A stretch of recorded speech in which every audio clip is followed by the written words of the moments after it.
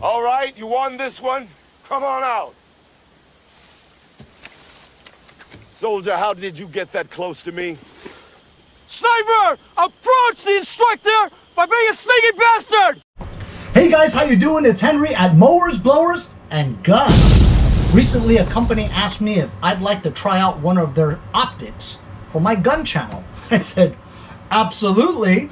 So as you guys know, I currently have 3 rifles. If you don't know, go check out my other videos. So I have a red dot and a flip to side 3x magnifier on 2 rifles. And my other rifle has an ACOG looking Lpvo, which is a low powered variable optic. Basically, it is a 3 to 9x magnifier, right? But because it's not one time, you can't just lift it up and look through and have actual distance, you know, true distance. It's magnified by 3 times automatically. So it's not true distance. And the reason why they have a small red dot on there, right?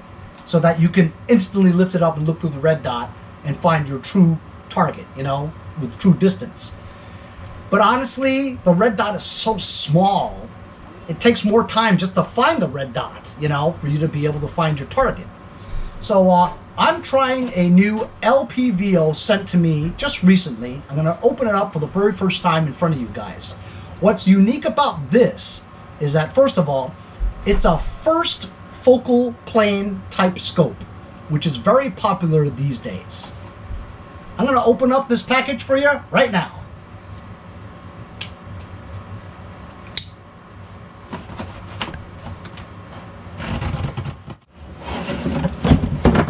So this brand is called Aireus.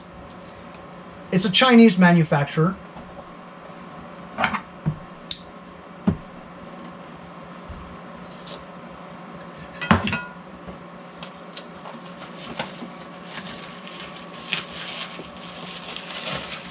Nice package. And here we go.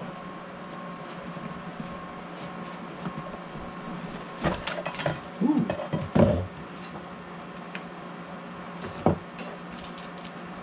Cloth.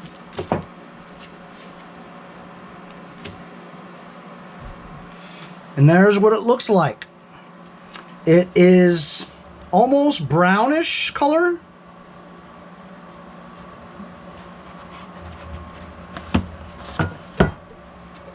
It's good weight.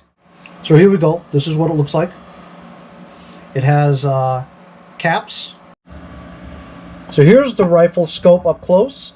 It's labeled Sniper Light 6, and it's a 1-6x24 low powered variable optic. Again, the elevation and windage turrets with turret cover. There's the battery compartment, and to turn on the illumination for the crosshairs.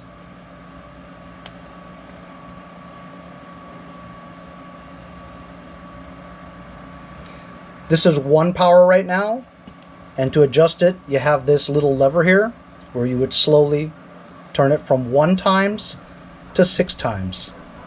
It's pretty stiff. It takes a little bit of turning for you to get it to move. Here's a view from the 1 times view of it. As you can see here, at 6 times, it's difficult to get in the camera, but at 6 times the crosshairs come closer to you. And as you can see, it's illuminated. Also included in the box are a pair of scope mounts. Now, while these look great and everything, I kind of like the offset cantilever type because I have astigmatism, so I have to be very close to my to the beginning of the scope, you know. So I have to get really close to it, you know, almost 2 inches from my eyeball to the scope itself. So it sometimes I want it to maybe lean a little bit too much forward, and so if one of the scope mounts has to touch the rails of my handguard, right? I worry about zeroing it in and then shooting it a bunch of times. And because my AR-15 budget build is actually an M4 with the traditional handguard, it doesn't have any Picatinny rails on the top. So if this didn't match my eye relief, right, and I would have to push this more forward, I wouldn't be able to mount this first mount onto the handguard. Therefore, I would have to get an offset cantilever type. This is my friend's rifle, and it has a Trijicon red dot on it. So that's a traditional red dot. Trigicon's a very good brand. He also has a rifle that also has a Lpvo on it. And this is a Swamp Fox 1 to 10 times Lpvo. As you can see what I was talking about here, my friend has it mounted on a cantilever offset, whereas the entire mount is on the upper, on this Aero Precision upper alone. And it doesn't touch the handguard rail at all. My concern is I've seen people that have their individual mounts, the rear one being on the upper and the forward one separate from the assembly on the handguard. So, I mean, as long as you have your handguard solidly installed, right, you shouldn't have too much of a problem. But any type of movement during firing will cause your zero in to no longer be zeroed in. So I really don't even want to take that chance. So I'd like to have my scope 100% mounted on the upper rail. So this is the red dot, if you guys can see it, the Trijicon one. And this is just 1 times. This is the view from the Swamp Fox 1 to 10. That's at 1 times also, but that's what the scope looks like. So also what's included is this honeycomb type sunshade cover. And basically you place it on here in super bright environments, if you're out in the desert or something, and it relieves a little bit of glare if you needed it. Now, these turrets over here, if you wanted to zero in your rifle, you would remove these turrets, and they're good quality aluminum, I believe. And this is a quarter MOA, which means that you would do 4 clicks for every 100 yards. There's another YouTube channel that's done a review of this exact rifle scope. Go check them out in my description. They're called 704 Tactical. And in the review, he says that he doesn't like these turrets because they're open and it's exposed to the environment. So things could get caught in there, and then you wouldn't be able to turn your turrets and adjust your windage or elevation. But honestly, unless you're in the desert, you're crawling in the desert or in the woods, you're really not going to get anything inside the turrets, right? And even if you did, you'd have to take the turrets off to adjust the windage and elevation anyway. So once you take this off, whatever debris that gets in there comes right out anyway. So honestly, I don't think it's an issue at all. Personally, I like the look of it. You know why? Because it's unique. It's unique and different from any other rifle scope. You can look at this right away and say, hey, that's unique. That's cool looking. You know what I mean? That's just my opinion too, you know? This black lever over here is what you use to adjust from 1 times to 6 times. And it is stiff, but you do want it stiff because during action, you don't want to accidentally rub this. Like, let's say you have a perfect view of what you need, and then you accidentally, you know, rub your shoulder with it or something, and it moves it out of the way. You know what I mean? So you do want it somewhat stiff so that it won't easily move out of the settings that you have. Another cool feature are the dust covers. Because they're not bikini. Bikini means that there's a tandem, that the front and rear dust covers are attached to each other, so you never lose them. You just put them in your pocket, because when they're alone like this, you tend to lose them. But these actually pop right onto each other so that it's there so you know where it is, which is a good feature that you're thinking about. And of course, I spoke about the glare cover too. That's very cool. And in my next episode, I'll be mounting this on here. First, I'm going to try these included separate scope mounts that came with it. And we're going to install it on there and see if if it fits my personal eye relief. And if that's all good, it'll be good to go. If not, I'll have to buy a cantilever offset type scope mount. But this is very cool. This sells for $199 on Amazon. And right now, there's a special 5% off code. You can just click the link in the description if you're interested. And it'll take 5% off at this time. Check my description for updates on a possible new code that might give you a little bit more. But there's only 12 in stock as of the making of this video, and it's a very good price for what it is. Remember, this is a first focal plane Lpvo, which right now, if you went and looked at the most expensive one, they range in like $2,000 for it. So if you want to go get the $2,000 one, good for you, you know. I would be happy to have that kind of disposable income to invest on a Lpvo. But I'm basically your regular gun enthusiast and occasional shooter at the range. If you were a competitive shooter and do a lot of sniper fire, I would probably invest in the best shit there is on the market. But for $199, I'm more than happy to try this out. There is one thing I'd like to say about the color. While I love the color, I think it's great. It's not exactly FDE, but I think that's where they're going with it. It would be hard to match. Like if you were really OCD and your rifle setup had to be exactly the same color. Like if you had a Magpul FDE, this would not fit the color scheme.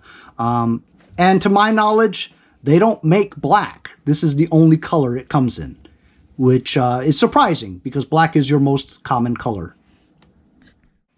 So that's my unboxing and review of the Aireus 1-6X24 first focal plane Lpvo. It's a wonderful scope.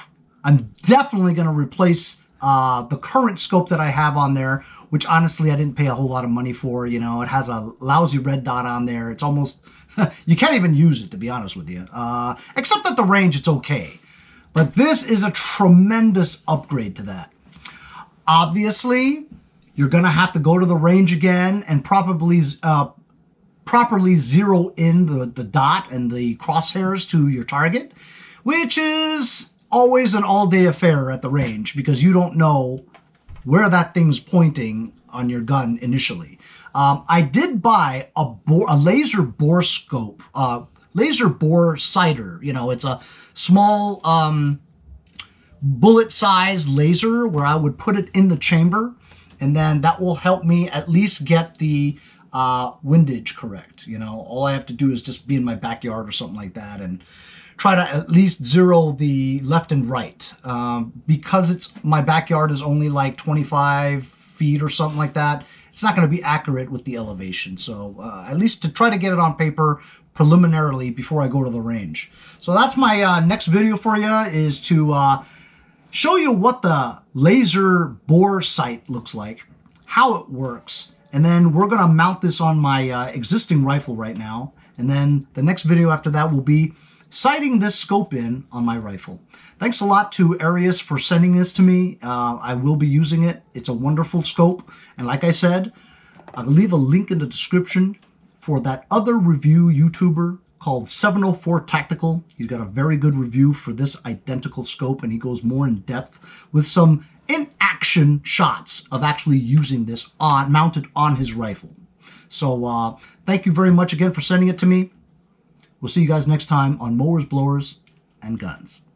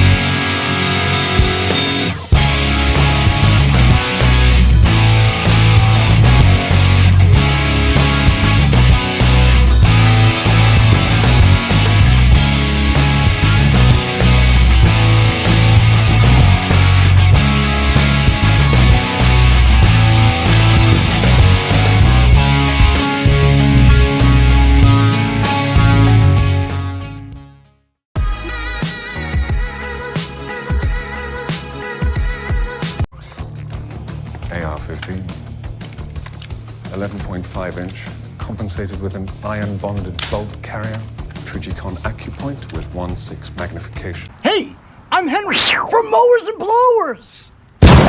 As a YouTuber that deals with small engine equipment on a daily basis, I worry about the harmful effects of the 10% ethanol that's in your unleaded gas from your gas station. Here on the East Coast, as winter nears, I think about storing my summer lawn equipment for the winter. Ethanol absorbs moisture, and what it does is it could rust or corrode and clog up your jets in your carburetor. That's why I use Ethanol Safeguard with stabilizers from my friends over at Lucas Oil Products. Before you store your machines, a little bit of Lucas goes a long way. When you're ready to use your machines again,